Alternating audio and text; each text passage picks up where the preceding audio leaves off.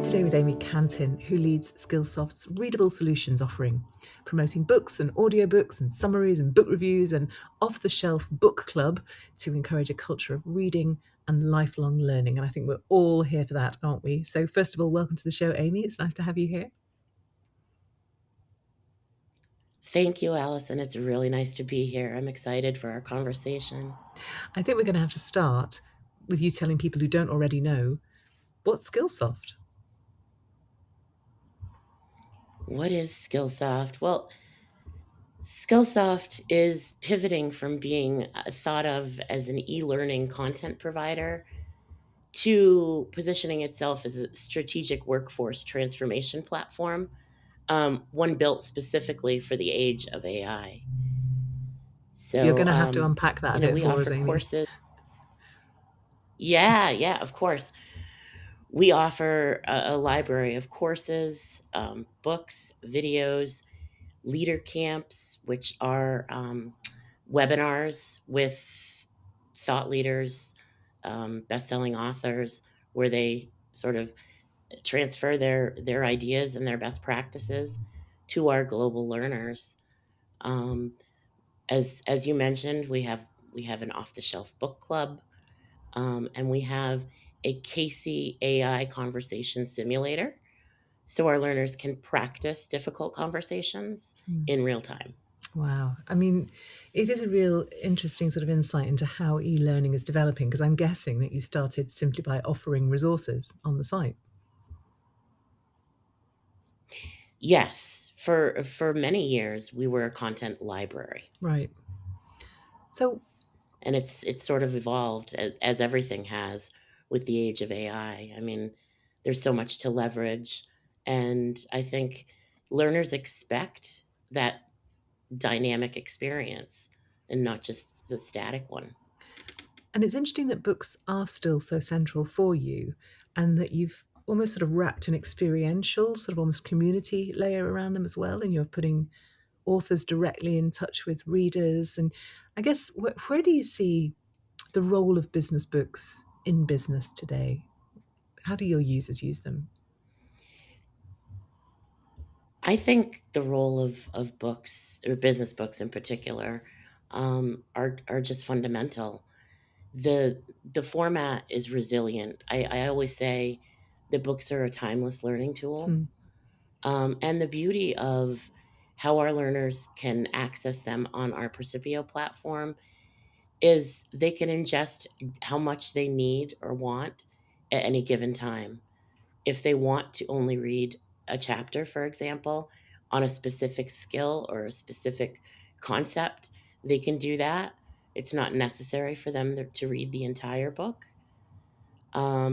And of course, we also have audiobooks, Yeah. which are ideal for your evening commute, if you're on the train, or if you're at the gym, or driving, or just anything.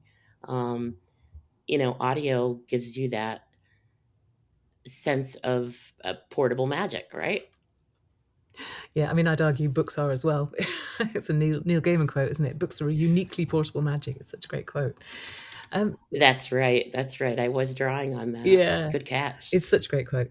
And that sort of the book club thing as well. That again, that idea about sort of making it more, bringing it to people's attention in a way, giving them more than just a passive reading experience. Tell me a bit more about how the book club works.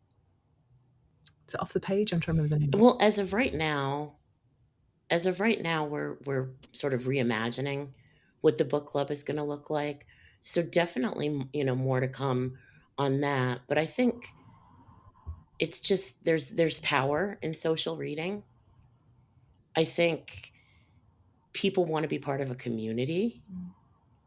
Um, I think a lot of times people join book clubs not necessarily for the reading itself, but for the social Yeah, aspect, I'm in for my the book club. camaraderie, We the we joke. Yeah, discussions. we joke we're all there for the cake. Actually,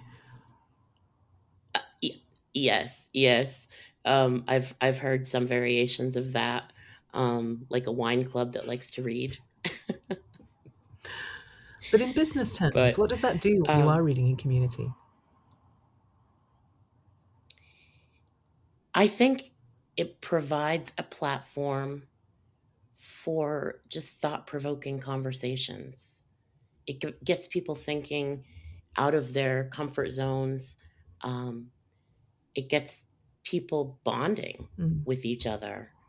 Um, and I think that that's the most beautiful part of a book club is just the social connections that can be made over the practice of reading. It's so interesting because the people you're working at several different levels within Skillsoft, aren't you? Obviously have the organizational level and the resources that are, I guess, the organization leadership are directing people to as the most valuable or the most interesting for them, particularly. And then you've got the individual level who's looking at the platform and looking at what interests them and what catches their eye. And then in between, you've got this sort of team level of people who want to sit down together and discuss an idea that might be useful for them. Can you see that playing out in the usage stats? I think we do see that in the consumption data that we've looked at. Um, it varies, because we are a subscription based service. Companies purchase seats or a number of subscriptions for their employees, um, and a lot of times they assign uh, assets, courses, books, what have you, in a particular learning plan. So, for example, their learning plan could look something like read this book, take this course, attend this leader camp, practice this Casey scenario or simulation. So I think it can provide like an end to end learning journey. Which you don't have to take alone. You don't. You don't. You've got your team Mm. members. Um, everyone, everyone with that particular learning plan is right there with you. And if the book is the sort of long form expression of a piece of intellectual property, how do you generate from that or put alongside that different forms of those ideas? Like, how do you translate that into a course or an abstract or leadership conversations? What do you sort of do from the book? That's a really good question. I think it varies from person to person, but I also think we don't build courses from books at this time. We may look into doing that with select publishers. Obviously, there's some agreements and a legal portion that has to be considered. Oh, yeah, intellectual Um, property. but I also yes, exactly. Um, but we do acknowledge that people, professionals, are time starved, Mm, and they often need a shorter form of a book. Um, so we're looking at doing some sort of insights around the book. yeah. And that may just be, for example, a 5 minute video or audio recording of me sharing my insights around a particular book. Um, we do have book summaries and book reviews in our collection.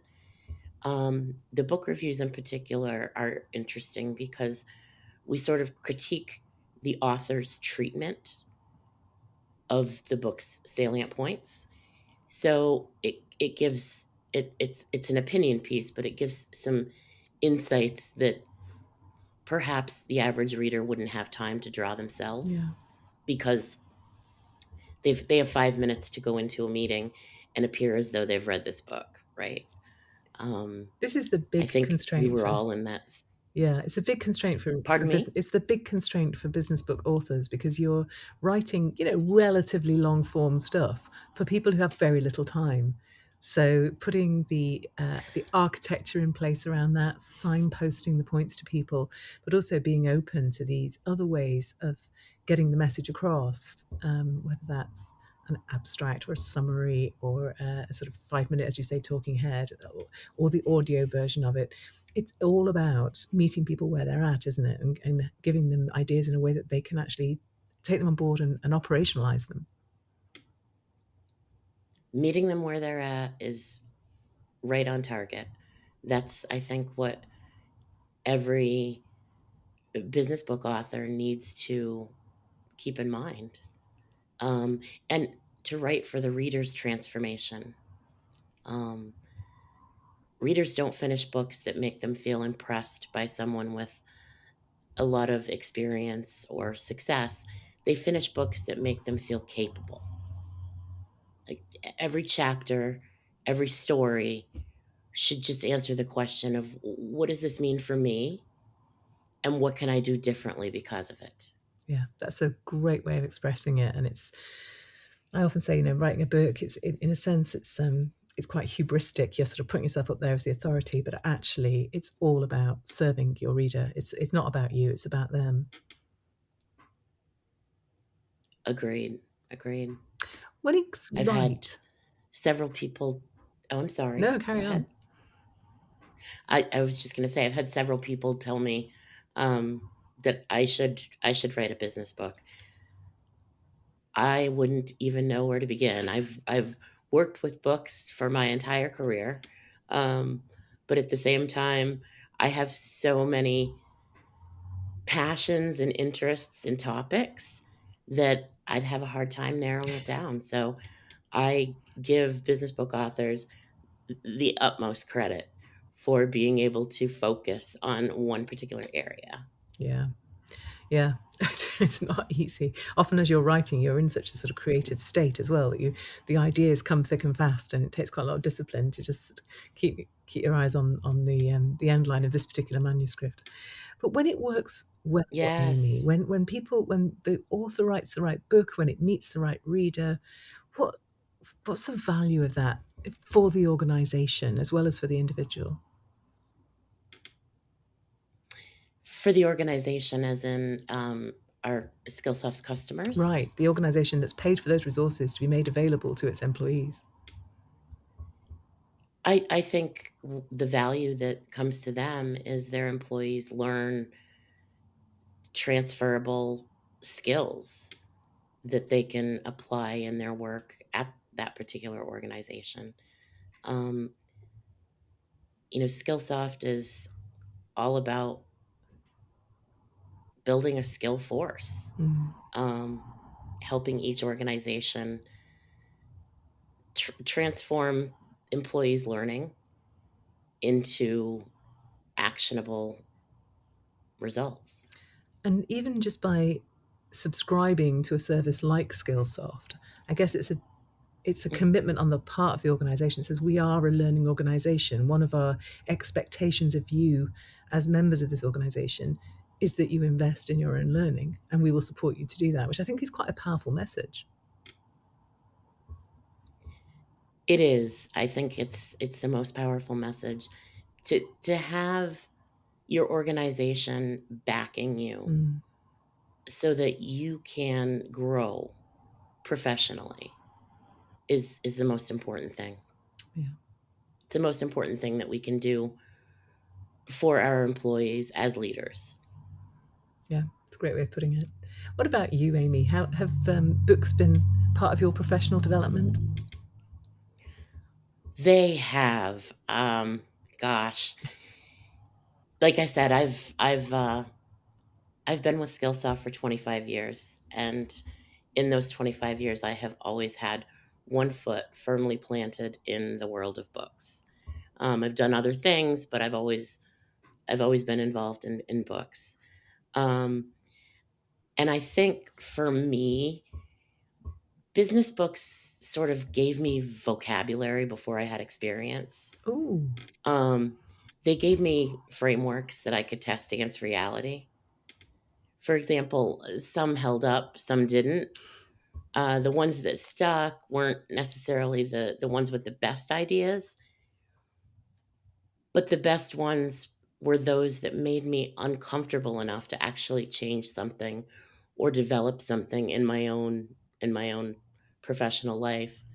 Um, I think back to a book I read in 2020, and it was Just Listen by Mark Goulston. The subtitle is Discover the Secret to Getting Through to Absolutely Anyone. It taught me so much about active listening, Mm. of just being present in the moment, because so many of us are thinking how we're going to respond while we're having a conversation with someone. And that shows. Yeah. It shows on our faces, it shows in our body language. So that's just one example of, sort of my lifelong love affair with books. It's just anything that could make me actually change a behavior or learn a skill. Well, you're in good company here, Amy. This one, I mean, we are amongst friends right now. I Um, love that. you've given us several brilliant tips already for authors. But as somebody who works in the space where you're connecting readers with authors and you're seeing how they're using those resources, from that perspective, what advice would you give to a first time business book author? Well, I think, as I said a few minutes ago, just have that question in mind for the reader's question in mind of what does this mean for me, and what can I do differently because of it. Um, as I was saying in my own professional development, what makes me feel capable? What makes me feel uncomfortable? What is a skill or a practice or a framework that I can take away that will actually affect my life? Mm. Yeah, it's a Just great piece of advice. It is so easy just to write about things that you find very interesting. It's not that so is helpful. true. That is true. And I'm guessing you have seen a lot of books in your time on the platform and your own reading. So I'm really interested. I mean, you recommended this one already, actually, but if I was to ask you to recommend as a book that you think anybody listening to this podcast should have a read of, what would that be? Hands down, that would be Good Comes First by my friends Chris Edmonds and Mark Babbitt. The core idea is that leaders need to build cultures where both results and respect are non negotiable, Mm. not one or the other. And the concept of good isn't soft or secondary, that it's a competitive advantage and a leadership responsibility. It's about defining your organization's values in behavioral terms, holding everyone accountable to those behaviors, including senior leaders, and building what the authors call let's see if I can remember this, purposeful, positive, and productive work culture. I love the alliteration there Yeah, too. it's very It's memorable. a terrific book, and I can't recommend it enough. And I haven't heard of it before, so thank you. I love it when somebody comes up with a recommendation that's completely new to me. It's always a joy. Brilliant. Amy, And if listeners are on Percipio, we have the audiobook of Good Comes First on Percipio. fantastic. If people want to find out more, people go, I'm not on Principio, but I probably should be. How do people find out more about Skillsoft, more about the offering? Uh, just simply visit our website. I mean, it's just skillsoft.com, and there's lots of great information there. There's opportunity for a free trial of Percipio, our next generation platform. Um, there's so much material that learners can or learners or listeners. I'm sorry, I'm used to speaking in terms of learners. That listeners can uh, just read and consume at their own pace and click around and to really understand what the experience is, particularly on Percipio Mm, with that free trial I mentioned. yeah, amazing. And you'll find lots of practical inspiration titles on there too, which is very pleasing. Yes, you will. Fantastic. We're very grateful for the new partnership that we have with Practical Inspiration. Lots of amazing business books there. Yeah. And all of them addressing the "so what" question. What does this mean for me? What can I do differently? Yeah. It's, Yes, I mean, I think precisely. ideologically we're very, very aligned, Skillsoft and Practical Inspiration, which is great. I think we are. I think we are, and that's why we're having this conversation Absolutely. today, I think, is because when we met, we just thought, all right, you're into book clubs, I'm into book clubs, let's chat. Fantastic. Amy, it was really, really good to find out a little bit more about Skillsoft. Also find out a bit more about you and your sort of journey with business books as well. So thank you so much for sharing that. It's been amazing. Well, Thank you for thank your you so much time. for having me. Thanks so much for having me. This has been the most fun part of my day. Yay!